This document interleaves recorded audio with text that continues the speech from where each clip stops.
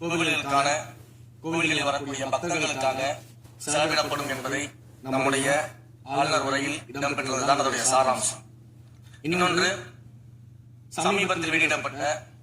திருமண மண்டபங்கள் மற்றும் வணிக வளாகங்கள், அந்த பணிகள் துவங்கப்படாத பணிகள் நிறுத்தப்பட்டது என்பது, இந்த பணிகளை பொறுத்த வரைக்கும் நாம் ஆராய்ந்த வரைக்கும் அந்த கோவில்களில் பொதுமக்களுக்கு தேவையான அடிப்படை வசதிகள், பொதுமக்களுக்கு தேவையான தங்குமிட வசதிகள், பொதுமக்கள் பக்தர்கள் வரும்போது அவர்களுக்கு தேவையான அடிப்படையிலான கழிப்பறை வசதிகள் போன்ற இந்த வசதிகளை மேம்படுத்துவதை காட்டிலும் இவர்கள் கமர்ஷியலாக கோவில்களுக்கு திருமண மண்டபங்கள் கட்டுவதிலும் வணிக வளாகங்கள் கட்டுவதிலும் அதன் மூலமாக வருவாய் ஈட்டுவதை மட்டுமே குறிக்கோளாக வைத்துக் கொண்டு இந்த திட்டங்களை துவங்கியதன் காரணமாக மேலும் அதன் மீது பல்வேறு நீதிமன்ற வழக்குகள், ஸ்டே ஆர்டர்ஸ் இருப்பதனால நாம் அதையெல்லாம் ரத்து செய்து அறிவிச்சிருந்தோம். இதற்கு ஒரே ஒரு உதாரணம்